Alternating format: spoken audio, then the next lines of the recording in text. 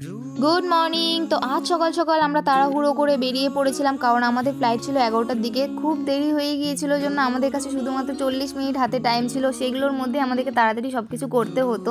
তো তাড়াহুড়ো করে দাদা আর ভাই মিলে আমাদের লাগেজটা নামিয়ে দিয়েছিল, আর আমি এয়ারপোর্টটাকে দেখছিলাম যে এত সুন্দর এয়ারপোর্ট, টার্মিনাল 2টা খুবই সুন্দর ছিল।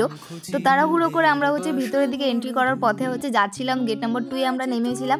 আর এয়ারপোর্টটার দিকেই যতজন ওখানে এসেছিল সবাই শুধুমাত্র এয়ারপোর্টটার দিকেই ফোকাস ছিল যে এত সুন্দর এয়ারপোর্ট বানিয়েছে। ভিতরে ঢুকলে পারে কতটা সুন্দর হবে সেটা আমি জানি না, এখনও ঢুকাটা পালা ছিল। আইডি প্রুফ আর টিকিটটা দেখিয়ে আমাদেরকে এন্ট্রি করতে হতো, তো সেটার জন্য আমরা দাঁড়িয়েছিলাম। তো আইডি প্রুফ আর টিকিট দেখিয়ে আমরা এন্টার করে নিলাম, আর এন্টার করেই দেখছিলাম যে এখানকার ইন্টেরিয়ালগুলো তো অসাধারণ ছিল। ও মাই গড, দেখার মতো একটা ব্যাপার ছিল। তো এখানে এসে যে বোর হওয়ার ব্যাপারটা কোনো মতেই ছিল না, খুবই সুন্দর একটা ডিজাইনভাবে করেছিল, খুবই সুন্দর। আমি তো খুবই একদম মগ্ধ হয়ে গিয়েছিলাম। যাই হোক, আমরা ফটাফট করে করছিলাম আমাদের যাতে সব কিছু হয়ে যায়। বোর্ডিং পাসের জন্য এখানে এত বেশি লাইনে দাঁড়িয়ে থাকতে হচ্ছিলো। ডিজিটালভাবে ভাই বোর্ডিং পাসটা বের করে নিয়েছিল যেন আমাদের খুব একটা বেশি সময় দিতে হয়নি।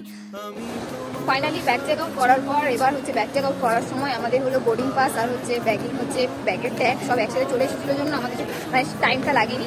তো যাই হোক, হয়ে গেল। ফাইনালি দেরি করে এসেছিলাম, এবার বডি চেকিং হবে। তো চলে আসছি, যাচ্ছি, এই যে চলো এন্ট্রি করে নিই এবার। আর আমি বারবার ভাবছিলাম যে আরেকটু আগে আসলে পরে আরও বেশি ভালো হতো। না আমি ভিডিও করতে পেরেছি, না আমি ফটো নিতে পেরেছি, কোনোটাই না। এয়ারপোর্টটাকেও ভালো করে ঘুরে দেখতে পারিনি, যেতে যেতে যা চোখে পড়েছে তাতেই ভিডিও করে নিয়েছি।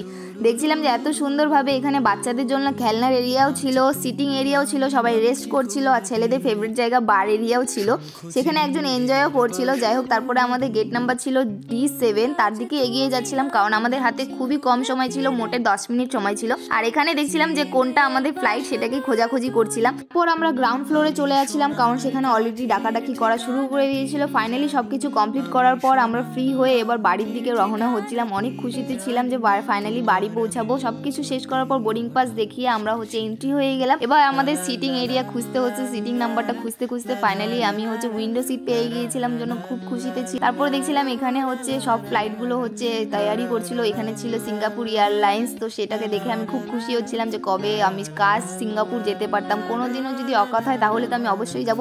যাই হোক, তাহলে ফাইনালি বাড়ির পথে বেরোচ্ছি। চলো tata, bye bye, Karnataka and Bangalore, by.